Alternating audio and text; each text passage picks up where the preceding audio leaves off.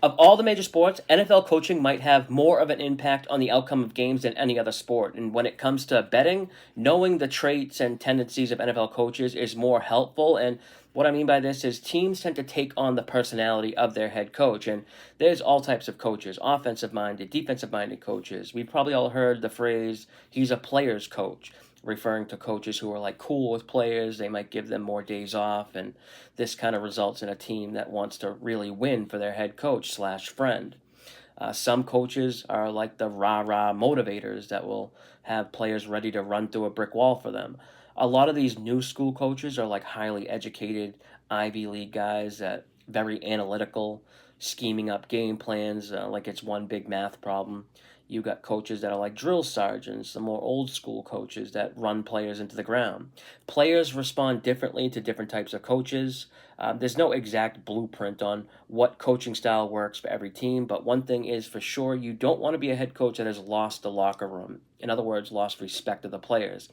We've seen this happen, and the players will even sabotage the head coach. And once the head coach gets fired, the players will play the game of their lives to show the world, like, hey, look, it was all the coach's fault. He's gone and we won. And that's actually a very profitable angle, betting on teams the game after they fired their head coach. Regardless of how the players feel about the coach, the players never want to be the reason why a team's losing. Raiders actually went on a win streak once they fired Josh McDaniel, who players outright said was like a dickhead. They played extra hard for the new interim head coach, Antonio Pierce, who was more of a player's coach. Now, this season, there are 7 teams that have new coaches. With a new head coach typically means new coaching staff, new coordinators, and this is important because it can drastically change a team's philosophy, scheme, style of play, and even like the tempo and pace of which they play. When we look at these 7 teams, 5 of these coaches are first-time rookie head coaches. 2 of them, Pete Carroll and Vrabel, are with new teams but have head coaching experience, so we kind of have a general idea of what we can expect from those two and what their teams would look like. But for the 5, it's going to take a little bit more effort. One thing I do throughout the season that can get you a lot of helpful information is just listening to coaches' interviews and their post-game press conferences. Depending on the coach, you can get real valuable information about upcoming game plans. Some coaches you kind of have to read between the lines and take what they say with a grain of salt because they have a history of kind of pulling the okey doke or purposely being misleading, saying one thing and doing the other. But regardless, almost every press conference, no matter the coach, you can almost find at least one thing that's helpful in your handicap. Especially when it comes to like player prop stuff or usage of certain players. Sometimes coaches reveal key information about a player's injury status and their chances to play. But there are some things we can just assume with like educated guesses based on history from previous first time head coaches and offensive coordinators. It's very rare for like a rookie coaching staff to be super aggressive or pass heavy. The passing game is, high variance, and that's not what new coaches want. It's not ideal for like job security. In general, we can expect like a more run heavy game plan, lower pass rate over expectation. Um, Overall, like just a more conservative style of play calling, like screen plays and draws on 3rd and long, not going for it on 4th down, just a safer approach.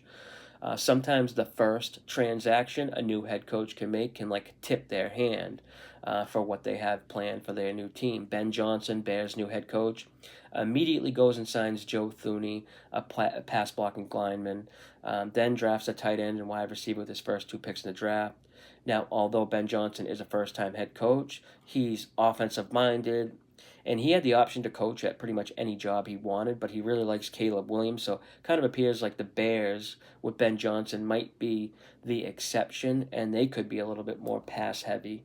And sticking with Ben Johnson, it's interesting. He wanted to stay in the NFC North, which is a very tough competitive division, but on the other hand, he's very familiar with the division and knows how to game plan for these teams. And this is something I always try to pay attention to is the familiarity between coaching staffs. Some coaches or coordinators might have experience working with the teams they're playing against. This can help them with like creating a game plan or exposing a team's weakness. They have like inside information. The Patriots and Bill Belichick, they dominated a lot of teams, but Belichick was especially good against like his former assistant coaches on his staff. He always seemed to like stick it to those coaches and run up the scores that just made a decision to leave him for like a promotion and more money elsewhere. Now, I have a ton of NFL content being posted right now.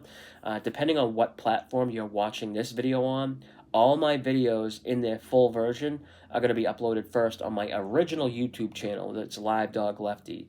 The link is in my bio, or you can just search Live Dog Lefty. This channel, Live Dog Lefty, was my very first social media platform, but I left it alone a few years ago when I had a business partner. I started posting on the Betting Network YouTube channel, and I just continued to do that. And now, after posting on the channel for 3 or 4 years, slowly building it up to almost 4,000 followers, I realized I don't even have primary owner access to the account. So, for that reason, I'm starting over on my own original channel, which I guess I can call a new channel, even though it's older than the channel I've been posting on.